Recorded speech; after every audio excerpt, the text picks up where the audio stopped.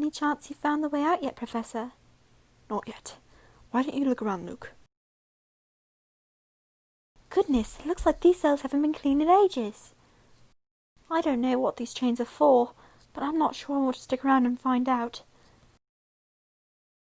Hey, I found a hint coin. Luke, I believe I found the way out. The lock on the door looks like a puzzle. I'd say you're quite right, Luke. Why don't you two continue searching for hint coins while I solve this puzzle? Why do we keep getting captured by people who use puzzle locks on their doors? You'd think that with the professor's reputation, the village would think twice before installing a puzzle lock. It is one of the things that the professor is best at, after all. Honestly, Flora, I've just learned to roll with the stupidity of some people. There was this one time when the professor and I ran into a girl in the future, and she wouldn't leave me alone. I kept telling her to get lost, but she wouldn't take a hint. She claimed me and her were going to grow up and have a family together. She got my name wrong too, kept calling me Fluke instead of Luke. Luke, stop using rude language to describe somebody.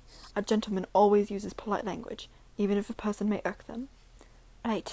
Sorry, Professor.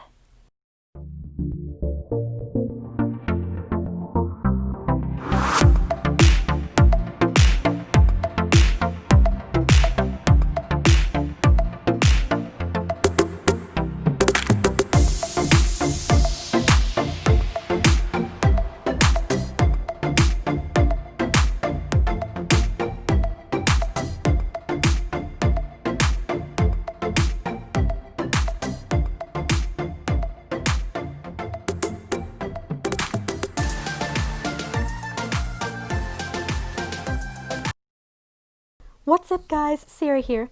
Now, if you enjoyed my Phoenix Wright in a nutshell video, I've got another video game to shove into a nutshell today. This game being Professor Layton. Similar to Phoenix Wright, I learned about this game from the Random Encounters musical that was based off of the game. It was a bit confusing, so I watched Karate Chopsticks play through the first game, The Curious Village if you don't know what the first Layton game is, to get a better understanding of it. And let's just say that once I fell into the Layton fandom, there was no going back. Professor Layton is one of those older series, the games being for the older consoles. I play them on my DS, for example. I think you can get the Catriel Layton games on your phone, though, and maybe on a Nintendo Switch. I honestly don't know.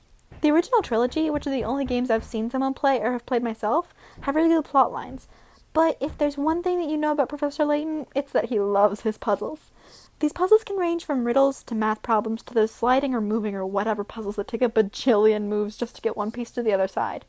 I have to admit, the creators did get really creative with the ways to incorporate puzzles. Plus, Layton has cutscenes, which is a bonus that the original Ace Attorney trilogy never gave us. But I'm guessing that you didn't click on this video to hear me blab on about the game. Here's my version of Professor Layton in a nutshell. I hope you enjoy! Quick heads up, this video may contain spoilers about the games.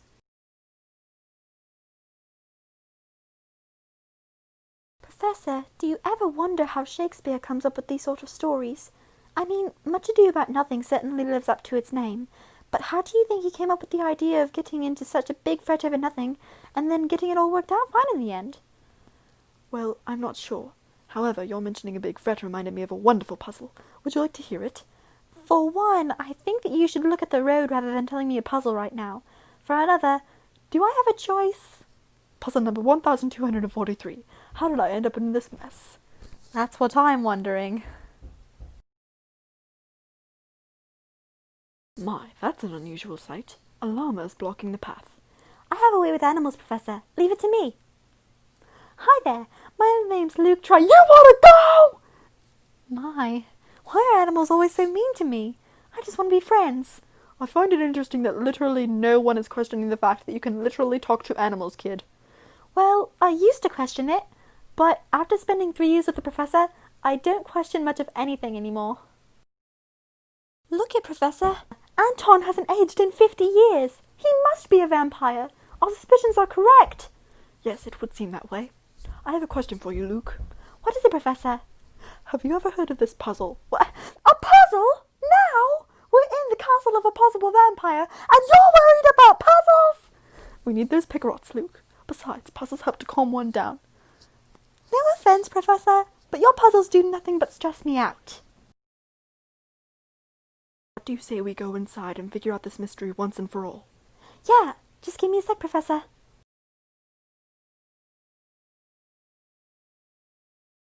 2 hours later. Any day now, Luke. I'm stocking up on hint coins. Don't rush me.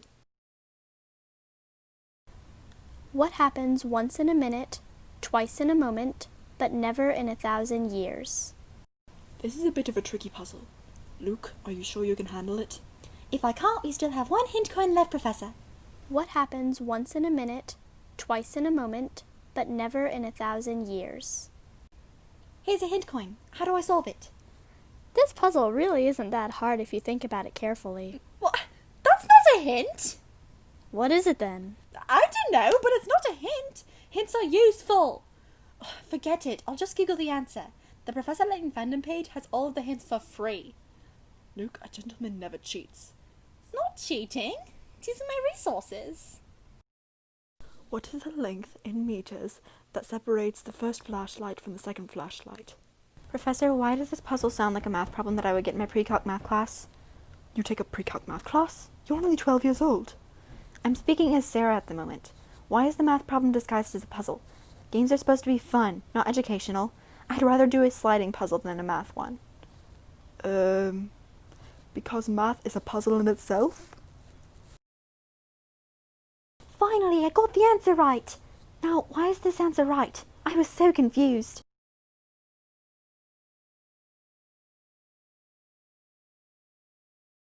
I am so done with you. I have no idea how to keep the room from smelling like onion with such limited supplies. Have you tried tapping on the gentleman in the puzzle? But the puzzle specifically said to plug the scent thingies, not his nose! You have much to learn about thinking outside of the box, my young apprentice. I think I've got it. 2 times 3 minus 1 equals 5. Okay, I can spare a few hint coins. You mean I was right the first time?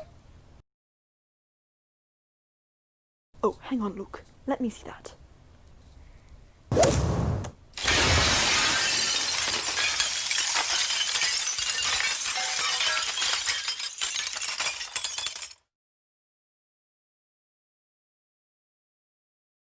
I suppose that's one way to throw our logic out the window.